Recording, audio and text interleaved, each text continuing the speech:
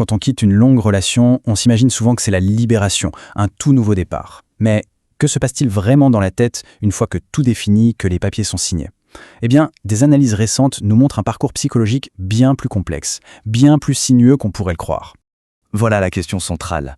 On a cette idée reçue que le divorce, c'est la ligne d'arrivée, la fin de tous les problèmes. Mais si en fait cette ligne n'était que le point de départ d'une sorte de course d'obstacles émotionnels qu'on n'avait absolument pas vu venir.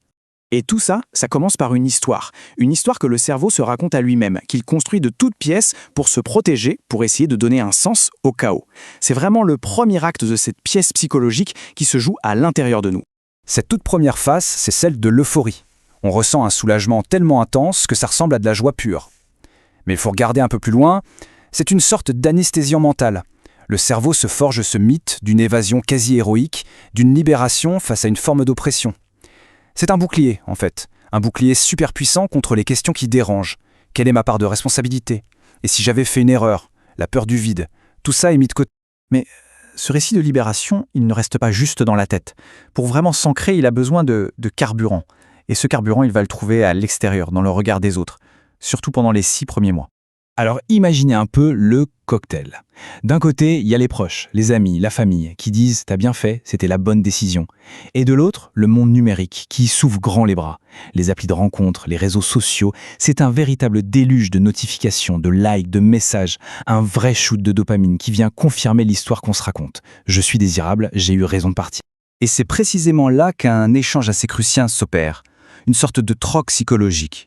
On met de côté l'intimité profonde d'une longue relation, avec ses défauts bien sûr, mais aussi sa solidité, pour une validation qui vient de l'extérieur, beaucoup plus large, mais aussi beaucoup plus fragile. On passe d'une connexion unique à une multitude de petites connexions très superficielles. Le problème, c'est que l'euphorie, c'est un peu comme une drogue. Ses effets sont temporaires. Au bout d'un an à peu près, l'anesthésie commence à se dissiper. Et là, le réveil peut être brutal. La réalité, la vraie, frappe à la porte avec toute une série de constats, disons déstabilisants. Le premier constat, c'est le fameux marché des rencontres. Pour quelqu'un de plus de 40 ans qui sort d'une relation qui a duré des années, c'est un vrai choc culturel. Les codes ne sont plus les mêmes, les attentes ont changé, et la recherche d'un partenaire de qualité peut vite, très vite, se transformer en parcours du combattant. Le deuxième impact, il est tout aussi concret, et il touche directement au quotidien. C'est le portefeuille. Passer d'un foyer où il y avait 2 revenus à une vie en solo, c'est souvent devoir revoir complètement son niveau de vie. Les sacrifices matériels s'accumulent et deviennent un rappel quotidien du coût, bien réel, de cette nouvelle liberté. Et puis, il y a le silence. Pas juste le fait d'être seul, non, c'est plus profond. C'est une solitude presque existentielle. Ce vide immense laissé par la personne avec qui on partageait tout. Les petites victoires du quotidien, les tracas insignifiants, ce témoin de notre vie, il n'est plus là. Et ce manque, il devient un poids constant, presque assourdissant. Alors, face à cette réalité bien plus dure que prévu, que fait le cerveau? Eh bien, il se défend, encore. Mais cette fois-ci, il ne regarde plus vers l'avenir, non. Il se tourne vers le passé. Et là, il tend un piège redoutable, celui de la nostalgie. Le mécanisme est à la fois fascinant et un peu pervers. La mémoire devient super sélective. Elle va gommer les disputes, l'ennui, les problèmes, et elle ne va garder que les bons souvenirs en les embellissant au passage. Le mariage qui a échoué devient soudain une sorte d'âge d'or perdu. Et le coup de grâce, souvent, c'est de voir l'ex-partenaire refaire sa vie, avancer, être heureux. C'est à ce moment-là que le regret s'installe, profond, amer. C'est là qu'il faut faire une pause et se poser la question essentielle. Est-ce que c'est vraiment la personne qui manque? Ou est-ce que ce regret, c'est en fait la nostalgie d'autre chose? La nostalgie de la sécurité, de la stabilité, de la routine d'une vie à deux. La nostalgie d'une structure qui, même si elle était imparfaite, était familière et au fond rassurante. Parce qu'après avoir traversé toutes ces illusions et tous ces pièges, on arrive enfin au cœur du sujet. C'est quoi la vraie liberté?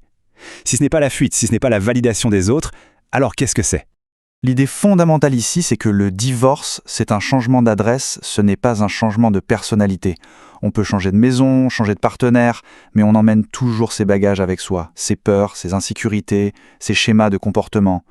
Le vrai problème, il n'est pas à l'extérieur, il est à l'intérieur. Le vrai cheminement, il commence donc quand on arrête de chercher des solutions à l'extérieur et qu'on décide de plonger à l'intérieur.